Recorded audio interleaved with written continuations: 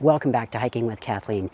In today's video, I'll show you what I've been doing because this is now the fall and I'm walking through this woodlot and open area that's associated with white-tailed deer populations, wild turkeys, and how I've come to see them very easily this morning. Join me as I show you my secrets on this hike.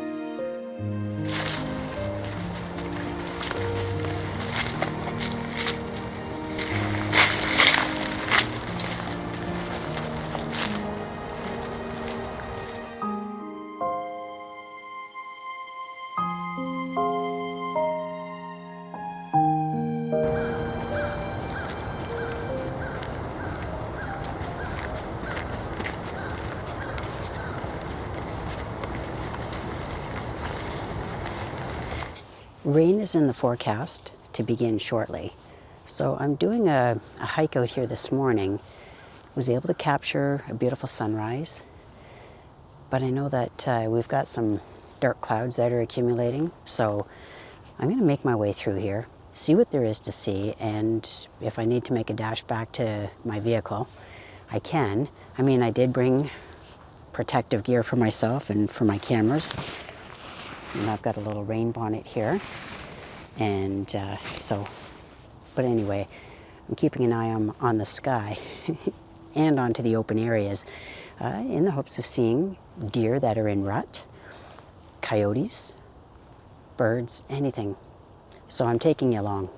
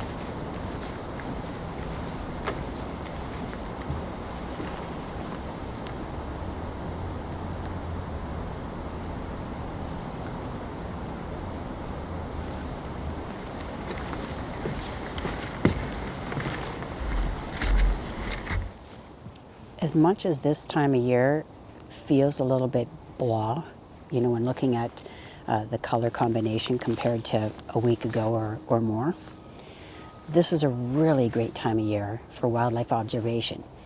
And a couple of key reasons. I've mentioned before, fall is wonderful because after the first frost, it eliminates a lot of those biting bugs. So mosquitoes aren't really an issue anymore. The other thing is that eating bird of prey that I was filming in the tree. Why am I seeing so many of them lately? It's because we've lost leaves, and so a lot of the camouflaging material has fallen to the ground. So now it makes it more obvious to be able to see wildlife, that doesn't migrate as its pattern. And so now we're going to have a chance to see more wildlife and their behavior because we have a more unobstructed view. So that's the thing that makes it really exciting at this time of year. So anyway, that rain that was threatening to take place, I don't know, it keeps getting delayed. So that's all good because I'm going to keep hiking out here and I don't know, take cover when I need to. Anyway, there are beautiful views on this nice, balmy fall morning.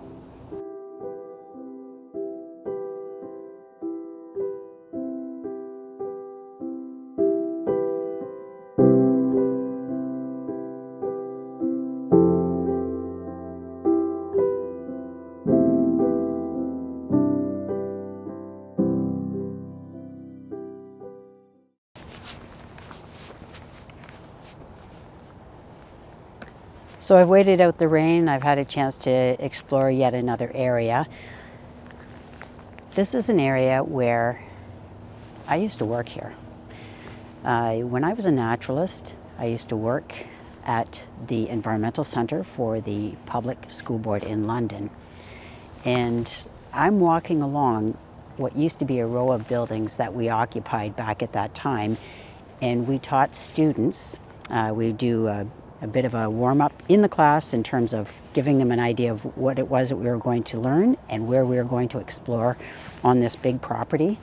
And then we'd bring them out for some experiential learning. Well, it just so happened today, I was up here and I was focusing on what I was hoping was a wood thrush. Never did get to film it. But I ended up seeing a former colleague here with a group of students in tow. So that was a really neat experience because then she mentioned to the students that I used to work there, and we had a little bit of a few words, and so that was really neat.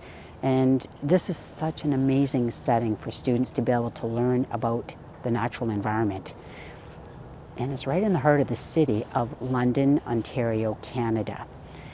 So there's a great variety of wildlife here, which is why I come here from time to time. And it's also creates that feeling of warmth, because I'm reflecting back on a career I was passionate about. This is one of my early careers. I had two careers, one as a naturalist for 10 years, and then I moved on to become a financial planner for 22 years. And that's the career I retired from 4 years ago in 2020. So when I reflect and come back to this area, it just brings up a lot of really fond feelings. So anyway, there's a lot going on here. There's a lot of wildlife moving around. And the rain stopped about an hour ago, so this is where I'm exploring right now. And I can hear the students coming back from the woods, so I'm going to shut this down.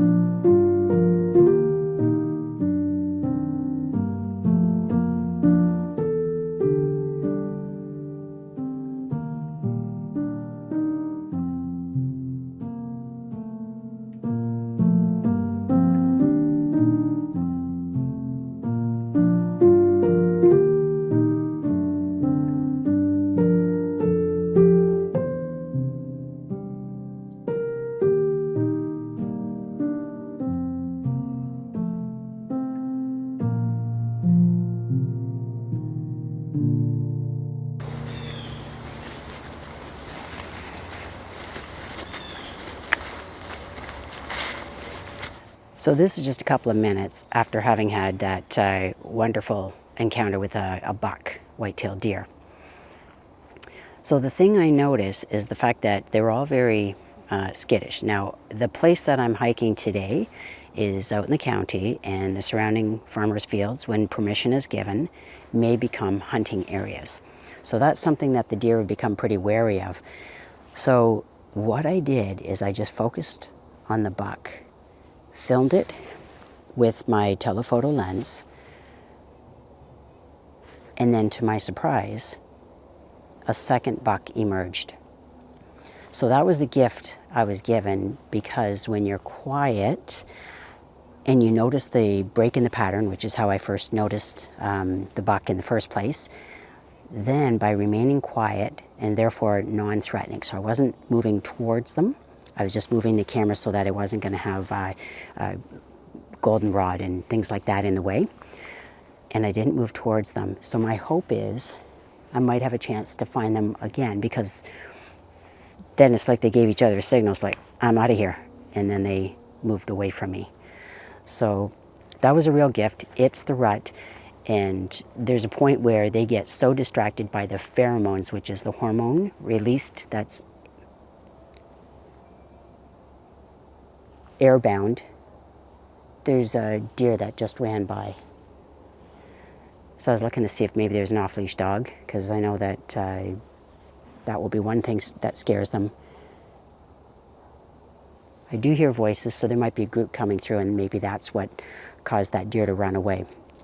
But anyway, males will often become very distracted during the rut because of the focus on the pheromones released by the females that are in heat. They're ready to be bred. So anyway, it was really cool to be able to see that today.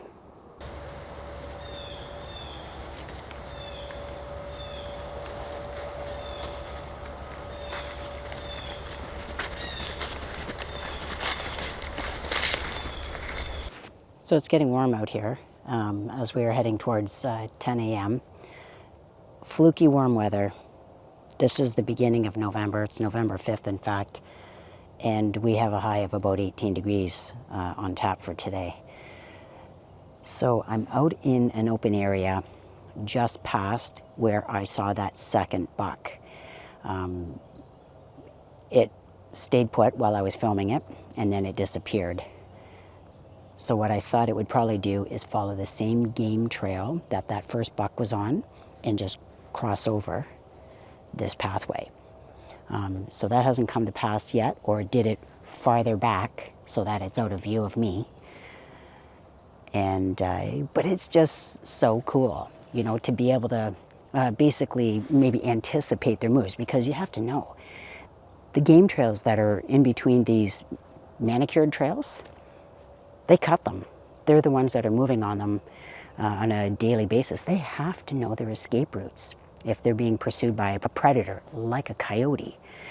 So anyway, that one has disappeared, but it was really cool to have seen a couple of bucks at a couple of different points out here in the open area. So this is what I love about the open area, is it gives you that vantage point to be able to see without the obstruction of trees and bushes and things like that.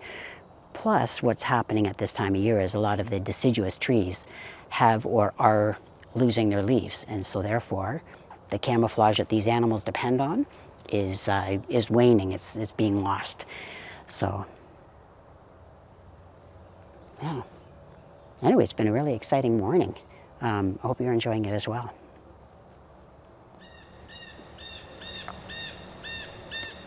By the way, I always follow the sound of blue jays, because sometimes that'll alert you to maybe a bird of prey as they band together to drive away birds of prey or other potential predators. Yeah. Sometimes I'm the predator they want to drive away. Actually, they don't really bother with me, but when we're camping, sometimes Miley is the one that they surround in her tent outside of our trailer, because they realize that, you know, that's a possible predator, and she doesn't like loud sounds, so So we usually have to take her into the trailer if that happens. We call that behavior mobbing behavior, where you get crows that'll band together to drive away another animal, or blue jays will do that mobbing behavior. So it's a great tactic because there's power in numbers.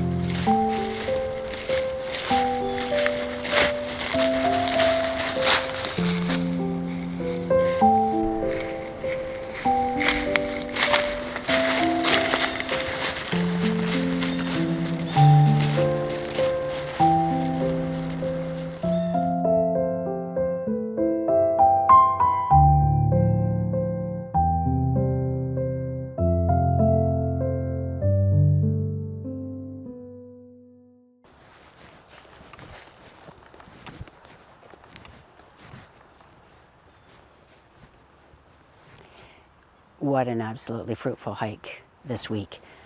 When you figure that beautiful footage of the red-tailed hawk, and although it was eating a meadow vole, I mean, it was doing what it was naturally meant to do, and seeing those bucks coming out of the overgrown area of the woods into that open field, I mean, oh my gosh, all it took was a little bit of patience and some great timing. And then those turkeys, when I saw them parading down the trail, that was really cool. I hope you found that to be cool, and I hope to see you next Tuesday morning. Before I say goodbye, I just want to let you know that those of you who have come up to me because you've seen me out on the trail, and you've come up to say hello and let me know that you enjoy watching this channel on YouTube or on Rogers TV, thank you so much for doing that. That really makes my day. For those of you who are watching it on YouTube, just know those are the most current up-to-date videos, because every week I release a new one every single Tuesday morning. For those who are watching on Rogers TV, thank you for your support. You can see it on Rogers if you are a subscriber to Rogers. It's made into a 1-hour TV show. You can see it in Ottawa, Woodstock, London, St. Thomas, Strathroy, a whole plethora of places. You just go to the Rogers website and you can look up the channel content, and this would be under community produced shows. So anyway, however you are able to watch the content, thank you so much for your support, and thank you for letting me know how much you are enjoying it, whether they're in the comments below on YouTube or whether they are in person when you see me. I appreciate that, and so does Shannon. I pass along those comments to her as well. Thanks so much. I'll see you next week. Bye for now.